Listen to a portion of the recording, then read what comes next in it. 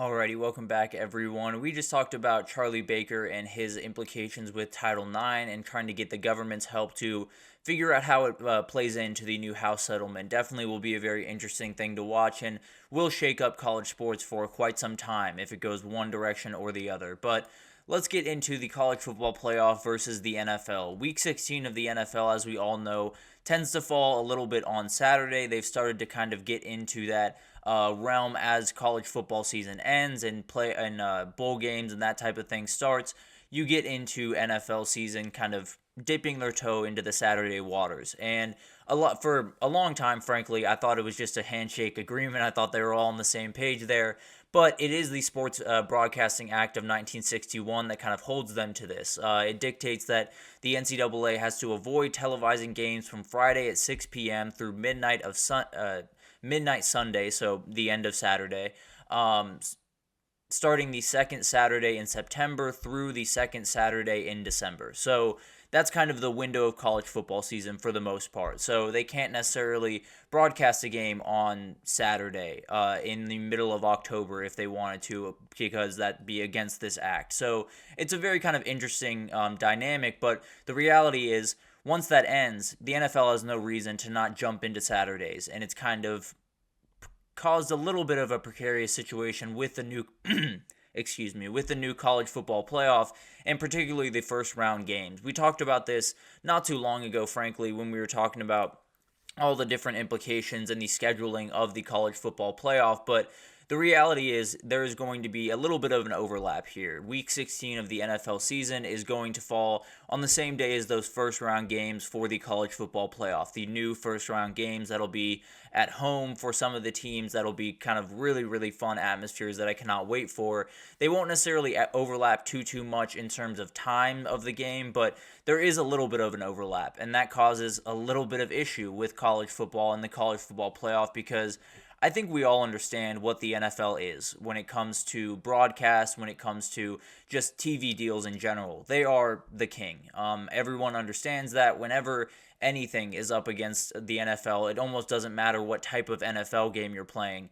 The NFL is going to win. There was actually, the NFL absolutely dwarfed the NBA and the MLB when they had head-to-head dates throughout the last couple of years. So the reality is, the NFL wins most of these battles. That's just the truth, and that's just kind of the way of things. We have to make sure they don't win this one. I'll be totally honest. I understand that it's going to be really tough to cut away from, I believe Bills Chiefs is one of the games, or no, Chiefs Texans is one of the games that day, excuse me. But some really, really good games, nonetheless, on that day. So definitely there will be people tuning into the NFL games. I frankly would probably be tuning into both. But the reality is, this could become a bigger problem down the road. This is not necessarily, only this year. I was trying to think of a better word, but this is not necessarily only going to happen this year. This is going to happen throughout the, future of the college football playoff with 12 teams, right? This is kind of the scheduling that we've, excuse me, the scheduling that we've come accustomed to and the one that we've decided on, and that's just kind of the way that we're moving forward. The issue is the NFL might just be adding another game to their regular season here pretty soon, going to an 18-game schedule. And if that happens, then you have, excuse me, I very much apologize. But if that does happen, you have even more dates that could come into issue with the college football playoff and the NFL. So this is not necessarily just confined to this one year. This is going to be something they're going to have to battle for quite some time, and it's going to be really interesting to watch. I mean, the NFL just dominates people. They had 10 times higher ratings than NBA on Christmas Day. They kind of took over Christmas Day last year, which I can't imagine the NBA was too happy about. Then the World Series actually purposely avoided the NFL's highest rated television window on Sunday to make sure that they actually got viewers. So this is the reality of what you're up against, right? Everyone knows the NFL is king. It's going to be really hard to argue otherwise. They dominated TV for quite some time, and they likely will for quite some time to come. 93 of the 100 highest rated television programs in 2023 were NFL games. 3 of them were college football games, with Ohio State, Michigan being the top of the bunch at 61 in the 100. So definitely a little bit of a different game, right? The NFL is going to dominate this conversation, but the reality is there needs to be some type of intervention that fits everyone, right? There needs to be some type of agreement where the NFL and college football come together, and they actually did kind of discuss a little bit when they were kind of making the college football playoff schedule, but the NFL wasn't moving off that Saturday if they didn't have to, right? So that might be something that they kind of look into, at least the college football side of things, is trying to extend that window that they have in the 1961 Sports Broadcasting Act. Maybe extend that through December. Maybe extend it through the national title game, although that's going to be incredibly tough to pull off. But the reality is there needs to be some type of midway, I suppose, between these two entities where we don't necessarily have too much of overlap and we don't have one losing viewership to the other, but that's going to happen this year one way or the other. Someone's going to end up watching the NFL game over the first round college football game and vice versa. And the question is, more than anything else, is can college football take enough of a bite out of the pie for the NFL to really look in that direction? It's not necessarily about, can you gobble up the NFL? Because you're not going to. Let's just be totally honest. You will lose that battle if you're trying to just outright beat them in terms of the number of people watching your sport. That's never going to happen. But what can happen is, say, there's an arbitrary number, so bear with me a little bit here, but they have, 18 million people watching that game on week 16 of the NFL. If you bring it down to 15 or 14, they're going to start listening. I can almost promise you that. There is going to be a number where if you can take off, 25% or maybe 30% of their viewers, the NFL is going to start looking in that direction. And they're going to start thinking, maybe we should work with this entity to try to figure out what's the best way for both of us to get as many big time slots as possible. And it'll be a really interesting thing to watch because the NFL is not necessarily one to back down from really anyone, and they shouldn't necessarily be because they dominate the conversation.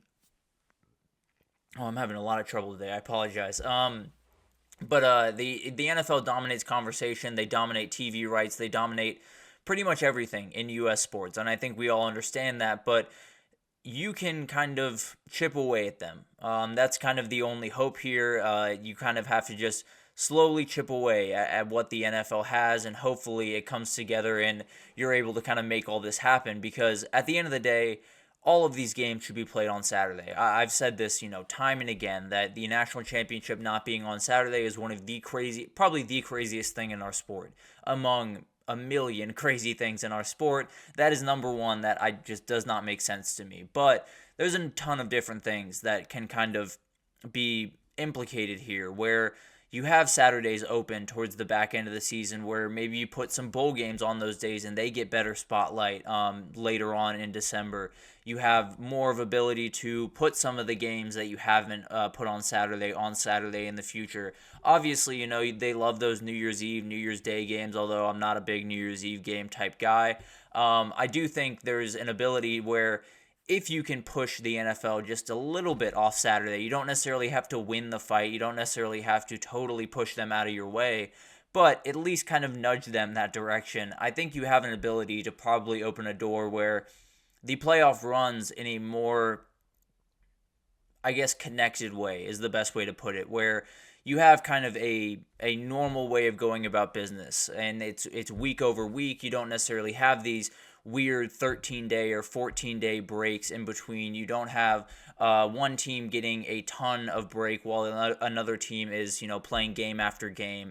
There's a ton of different scheduling things that can happen because of this, but the reality is you have to deal with 2024 first, and you have to make sure that you're not dwarfed by the NFL Week 16, because if you are, then there's going to be a little bit of a conversation around the college football playoff and maybe moving it off those days, which is not at all what we want. The fact that we would even, think about that is crazy, but that's kind of the reality in a lot of these sports. I mean, we talked about the MLB moving the World Series date so they could have a little bit more of a have bigger viewership because they weren't battling the NFL. So that's the power that the NFL holds. I just hope they don't hold it over the college football playoff, because I think when we all look at the playoff coming up, we're all very excited. It's going to be a really, really fun month of football, but I don't want it to overlap with the NFL. I don't want it to, get in the way not get in the way. It should get in the way of the NFL. The NFL shouldn't get in the way of the college football playoff. But the reality is, there's going to have to be somewhat of a battle. There's going to have to be somewhat of a agreement that has come to. There's not necessarily too much overlap after those first round games, but it doesn't change that it's going to alter the way that people view these games. And if it alters it enough, college football could be looking at another day for those first round games, and that's not at all what any of us want, I can almost imagine. So that's kind of the biggest worry for me. You look at this year and you worry that what happens if those college football first round games don't necessarily go off quite as well as you once hoped? What if they get dwarfed a little bit in the viewership and you decide, well, maybe we'll just move them to Thursday and Friday to accommodate the NFL? They should not do that.